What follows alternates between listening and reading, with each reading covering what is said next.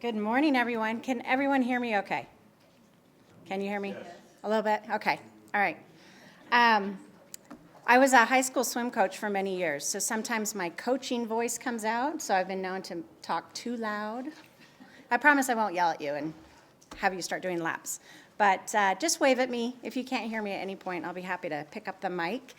But I'm just so honored to get to spend some time with you guys today. And I was here all day yesterday. What a wonderful conference.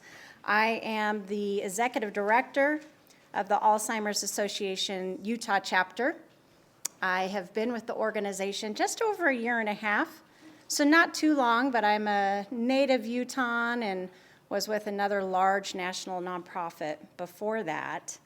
And honestly, what drew me to wanting to be a part of the association was, one, where we're at with research. I'm kind of a research nerd. And having come from the world of blood cancer and seeing how fast treatments started coming out and the impact it made, I really feel like that's where we're at with Alzheimer's and dementia research. So I wanted to be a part of that. The other part is my husband's aunt and uncle. My husband's uncle was diagnosed with vascular dementia. I'll be honest, we've been married for about, almost 24 years. I don't know his uncle very well. His aunt, I adore her. She has the biggest heart, the best laugh. And seeing her in that front row of being a caregiver and the impact it's made on her made me want to suit up in my armor and do what I can on a day-to-day basis to fight this terrible disease. So again, I'm in place here for Raven Albertson. She's our programs director. She's unfortunately caring for her mother in an emergency situation. So you get me today. Lucky you. I'll be sharing a little bit about why it's so important for all of you as caregivers to be mindful of your health and well-being, some techniques. We've already learned some great ones, and I'm going to touch on some of those, but some techniques to help you just create more moments of mindfulness throughout your day. And a little bit about the resources that the Alzheimer's Association has available that I want to make sure you're aware of so that we can support you along this caregiver journey. Hopefully I'm not blocking you too much. So before I kind of go into the mindfulness side, I always love to take the opportunity to squeeze in a little bit of education. So bear with me for a couple of slides. But I just want to talk about dementia briefly and then some recent statistics, because we just came out with our 2024 facts and figures. A lot of it is focused on caregiving, so I wanted to share some of that information. So as many of you know, dementia is it's a general term, right, for the loss of memory, problem solving, other thinking abilities that are impacted on a day-to-day basis. They interfere in a great way in a day-to-day basis. It's an overall term. That's why we like to use the visual of an umbrella, right? It's an overall term, like heart disease, that covers a wide range of different medical conditions. As you can see here, Alzheimer's is definitely the most common cause of dementia. There's about 60 to 80% of the cases are Alzheimer's. And we heard a little bit about this yesterday, where dementia can start out slow, right, and gradually get worse. Dr. Dassel shared that you can actually have Alzheimer's up to 20 to 30 years before you start to show any symptoms, which is shocking, right? But that's why it's so important for early diagnosis. Dr. Blanche mentioned that, the other day. We're getting so close to being able to do those blood biomarkers to test in advance. So early detection is so important, especially with the new treatment that the FDA has approved, and we've got more in the pipeline that hopefully next approval will be happening in just a few months. So you all know this. This is not going to be new information to you, but it's clear that dementia caregivers face special challenges that are intensified due to the care that's needed, right, of their loved one. I've met a number of people that have cared for a loved one that's had a type of cancer And when they are then charged with caring for a loved one with dementia, they said it's a whole different level of care. Anyone, does that resonate with anyone? Has anyone been in that same position, right? Yeah, a lot. It's a whole different level of care. So it's not surprising then when we were getting these statistics recently that it shows the impact that dementia caregivers, they have a much higher demand of providing assistance with daily living, handling incontinence, helping with emotional or mental health problems, and helping with behavioral problems. The stress and strain associated with caregiving with someone with dementia is also exceptionally high. Again, I'm preaching to the choir. I know that you all know this. Alzheimer's caregivers report, and you can see with the graph, the difference. So the purple is Alzheimer's caregivers, blue are other caregivers. So you can just see the impact of the difference in that level of stress and the physical strain of caring for someone with dementia. It's also, you're anticipating that it's a longer haul, right? That you know you're going to be caring for your loved one for more than 5 years. And also that you report worse personal health due to care responsibilities. So that's why it's so important that you're taking care of yourself as a caregiver. You might find with so many of these responsibilities that it's easy to neglect taking care of yourself, but the best thing that you can do when you're caring for someone is to stay physically and emotionally strong. So we're going to spend just a few minutes today sharing some things that you can do to kind of help along that journey. I loved what Dr. Supiano said yesterday, right, where you've got to fill your energy so that you can give energy to the person you're caregiving for. So we need to remember that. You always hear the phrase, you got to put like your oxygen mask on first before you can help others, right? We've all heard that. This is a good reminder that we've got to do this on a day-to-day basis. So on our website, alz.org, and I kind of listed specifically where on the website, because I don't know if you've ever gone to it, but there's a lot of information on that website. It can be a little bit of a rabbit hole. But there is a section for caregiving, and I wanted to just point out not only the number of resources that we do have available, but also just focusing on being a healthy caregiver. Seeing the doctor. That's so important to make sure that you're visiting your physician on a regular basis. Pay attention to your body, okay? Listen to your body. Any signs of exhaustion, which you're like, yes, check. Stress, change in eating, behavior, all of that should be taken seriously. So just pay attention, make those notes, and make sure that you're seeing your doctor. Get moving.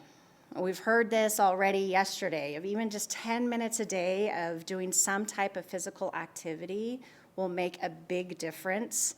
When your loved one is taking a nap, pull out that yoga mat, right? Do some stretching, maybe throw on a little exercise video. Or, Rosemary shared so many wonderful stories about music, right? Bring in your loved one, put on their favorite music, and have a little dance party. Okay, any type of movement is going to do, it's just going to have an amazing benefit for your own health. Eat well. More and more research is showing what's good for your heart is good for your brain. So like a Mediterranean diet. There's great easy recipes that are on our website, but you can find them all over. And there's also some tips on how to cope as a caregiver, Knowing that you're doing your best, right? Being realistic, not setting really high expectations. Accepting changes as they occur. Like Rosemary said, right? You might know how to handle a situation one day, and then the next day it's going to be completely different. So there's some great resources on the website, and I encourage you to check it out. We have learned that there's so many benefits of relaxation techniques. It's been shared yesterday. It's even been shared this morning, right? Statistics show by doing different types of relaxation, the impact it'll have on your well-being. So some of these, I mean, you can look at them up on the screen, but some that jump out to me are, being able to slow down your breathing, improve your focus and your mood, be able to handle more high-stress situations, reducing your anger, right, and frustration, better sleep quality. There's a number of them up on here. Seeing some of these, anyone want to share like some that jump out to you, that it's like, yes, this is what I would really love to know, that by doing a relaxation technique, it's kind of helping with my health. Or that it would be worth it to do a relaxation technique because of the impact it'll have on your health. Daryl. One thing that's not really a relaxation technique, but it's what I use with my mother, is called, I just get so frustrated and all this, I just go walk around the block.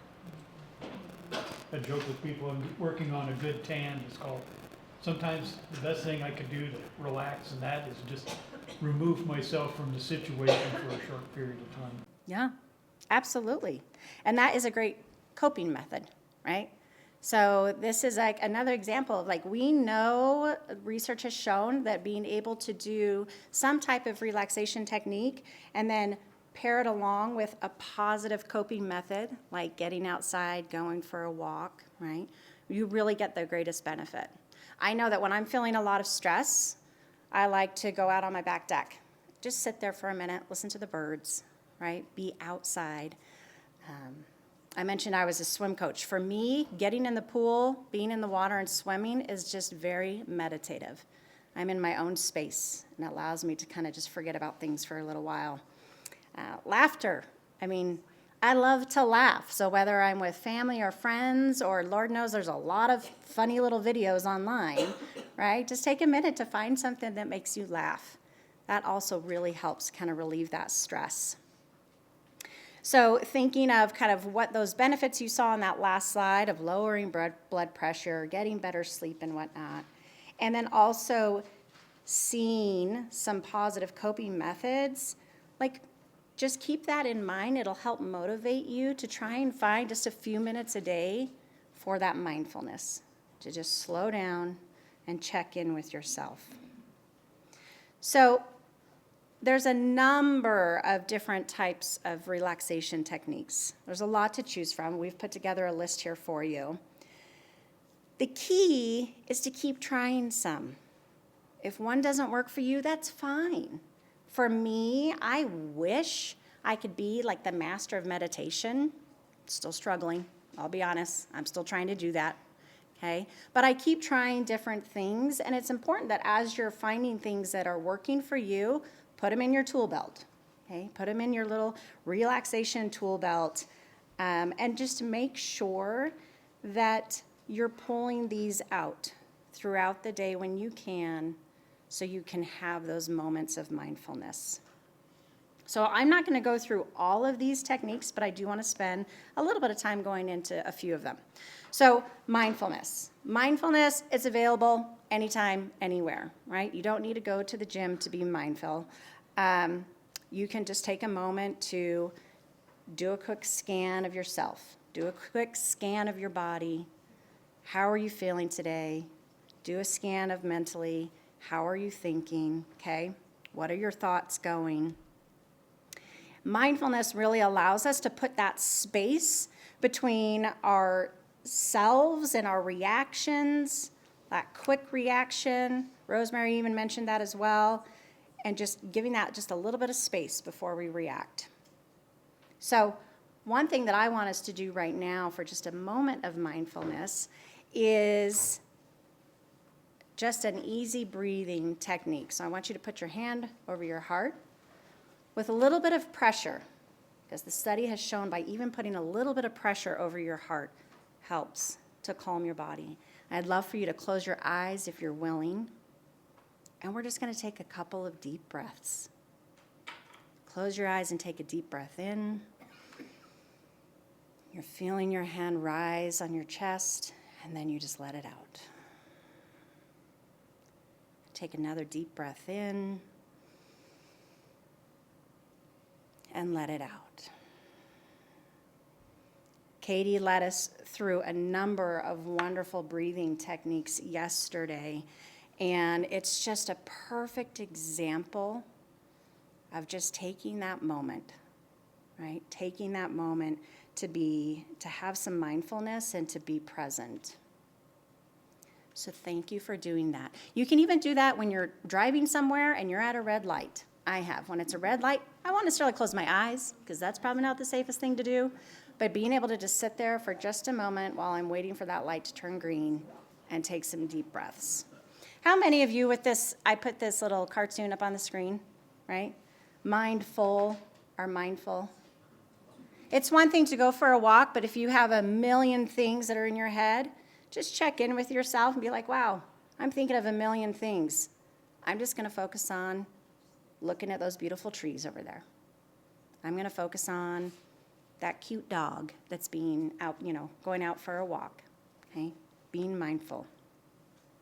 So here are a couple of key practicing mindful tips. So the first is setting aside the time and the place. And this doesn't have to be planned ahead. Again, it can just be in the moment, but just setting aside even a few moments. Observe the present moment, like I just said, when you're out for a walk, okay? You don't necessarily need to quiet down all the million things, but just try and bring yourself to being a little bit more present. Don't judge yourself if you have a million things going on, but just try and be a little bit more present. Also, it's important to just allow those thoughts, to acknowledge them, and then let them pass on, okay? Acknowledge what's taking up that space, and let it keep going. Let it roll on by. Keep returning to be just observing the current moment.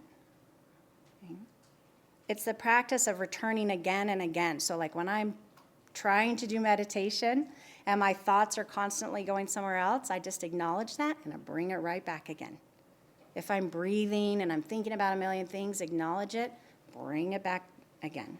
Okay? Your mind's going to wander. But just don't judge yourself. The thoughts are going to crop up, okay? So it's just a gentle reminder. I'm going to bring my thoughts back to what I'm doing at this moment. So I mentioned meditation. It can come in so many different forms. There's a few of them up on the screen here. Each have shown to really have a great impact on reducing your heart rate, your breathing, your stress, your cortisol levels, lots of benefits when it comes to meditation. Now, ideally, they've found if you can meditate for about 15 to 30 minutes a day, you're going to see the greatest benefit. But honestly, 5 minutes. If you can find 5 minutes to do some meditation.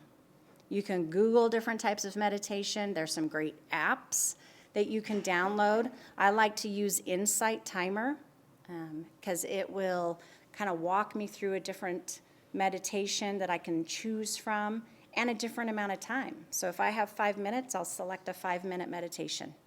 If I have more time than that, they've got all of those options available. Progressive muscle relaxation. So Katie did this yesterday. And again, it's where for those of you that weren't here yesterday, it's where you kind of focus on tightening your muscles. And you kind of start from the top and you work your way down. So you might start by tightening your face and then you relax those muscles. Tightening your shoulders, your arms, your fists. You just work your way down your body and release all of that tension. Hold it for a second and let it go.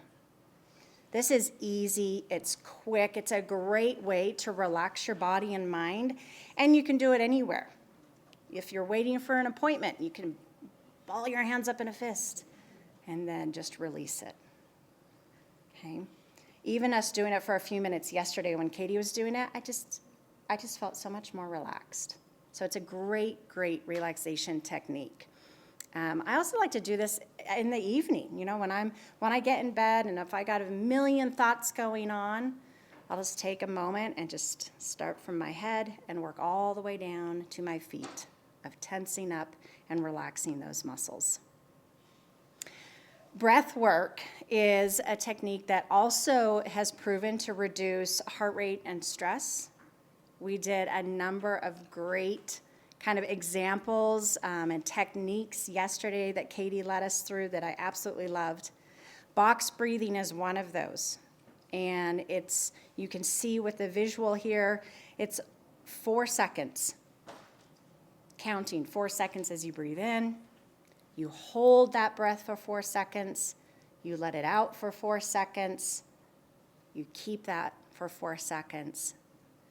And then you do it again. If you're a visual person, you can visualize that box. Or you can even physically be tracing a box as you're doing it. But it really helps to reduce that stress hormone level in your body.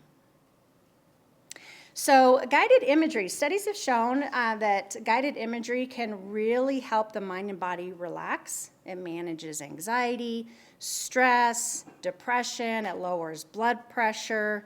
It gives you a better sense of your control and well-being. With imagery, you can imagine sights, sounds, scents, the smell, the taste, any of that. And it allows you to kind of almost be in a daydream state that either removes you or gives you control over a situation or a circumstance that you're in. So 2 techniques that are widely used, you'll see them up on the screen here, palming and guided imagery.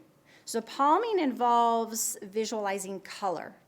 So when you're doing that, you cover your eyes with your palms and you picture a color tied to stress. When you're under a lot of stress, what color might that be? And a lot of people associate it with red, right? So then you change that color to blue. And it's said that even just changing the color can allow more of like a relaxation. Guided imagery, this is used most often, honestly, as a relaxation technique. If you heard of when people are like, picture yourself at your favorite place. If you're out on a beach, or if you like the mountains like I do, you're out for a lovely hike and you're seeing the beautiful trees. That's guided imagery. And it just allows yourself, when you're in guided imagery, to lay down or even just have a quiet place to sit and walk yourself through that guided imagery, to imagine yourself in that peaceful environment. I know that I've heard this when people are going through cancer treatment. They'll do guided imagery, and they imagine that there's Pac-Man, the old Pac-Man game, and that the Pac-Man is eating all the bad cancer cells. That's guided imagery, right? They're imagining something and taking control over a situation. I'll even use this on my boys if they're like, I can't sleep. I'll have them think of maybe a favorite vacation, right? And we'll kind of talk through it a little bit, or maybe being able to go camping. It just really allows you to kind of calm your body down and redirect your thoughts. Positive self-talk, big fan of this. Okay, it is a great way to reduce stress. So a study was actually done with emergency room nurses, and it showed that positive self-talk resulted in better health for them, better service, and just all around better results. Just taking a few minutes to do positive self-talk throughout the day. If you need help with positive self-talk, again, there's so many great resources out there. You can find an app, and on a daily basis, it's going to wake you up in the morning with a great affirmation for you to say to yourself, okay? Different affirmation on a daily basis. You can get it where it's emailed to you if you're an email person. One thing that I recommend is think of different affirmations that resonate with you, write them on a sticky note, and put the sticky notes around your house in places that you're going to see them on a daily basis.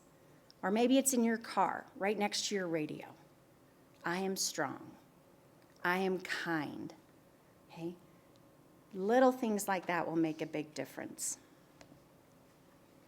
So I hope these have just been a few, and I could spend a lot more time kind of going through it, but I really hope that just learning a few more relaxation tips have helped you And what's important is, again, pairing that relaxation technique with a positive coping method, going out for a walk, right?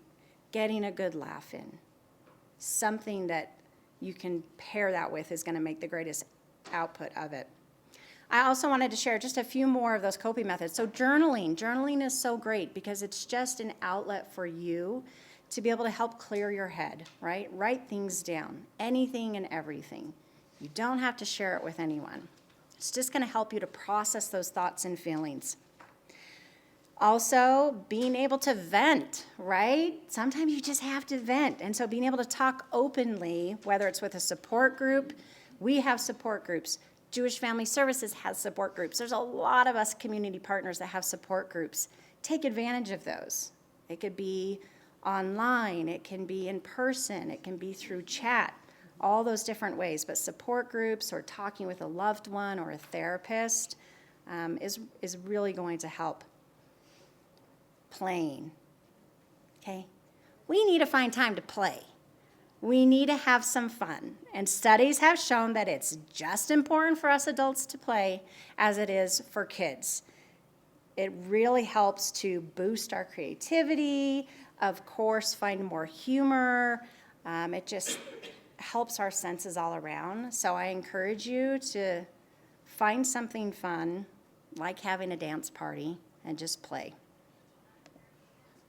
So in addition to obviously finding some time to do some relaxation, and just a reminder, because it was on that other slide as well, is I want to make sure that you're staying on top of your health.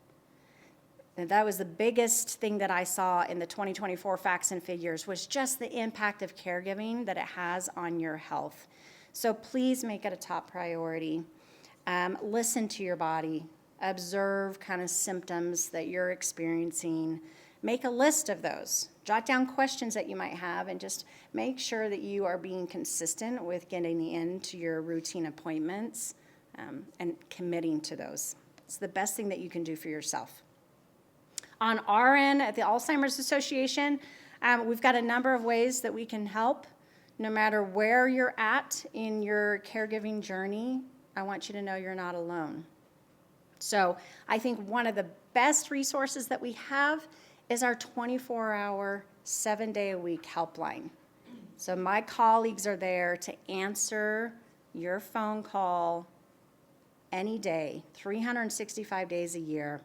These are specialists. These are master clinicians that can help with crisis situations, confidential support, information about diagnosis. I mean, you name it, and it's not like a one-time only call. So please put this phone number in your phone, okay, and feel free to call at any time. It's not just for caregivers. It is for family members. It is for anyone that's in the world of Alzheimer's and dementia. It's a great resource. Yes? I have a son who's Down syndrome, and can I call? It's very similar, absolutely. Yeah, absolutely, because there's so many ways and benefits that, that we have to offer and share that we'll be able to help you. So please do. Yeah, absolutely. Yes. I called once when we were going to go on a short trip, and I just had some basic questions, and they were so helpful and gave me all these little tips of things to do to make the trip more comfortable. And I mean, like, just a simple thing like bringing a night light for the bathroom, and different things that would, and knowing where, if we needed to go to an urgent care or something, was going to be. Some things I was so worried about all the basics, I didn't think about anything else. It was really Good. Thank you. Thanks for that feedback. I really appreciate that. Yeah, they truly, those colleagues, I always say they are the heart of everything that we do at the Alzheimer's Association. So please use that as a resource.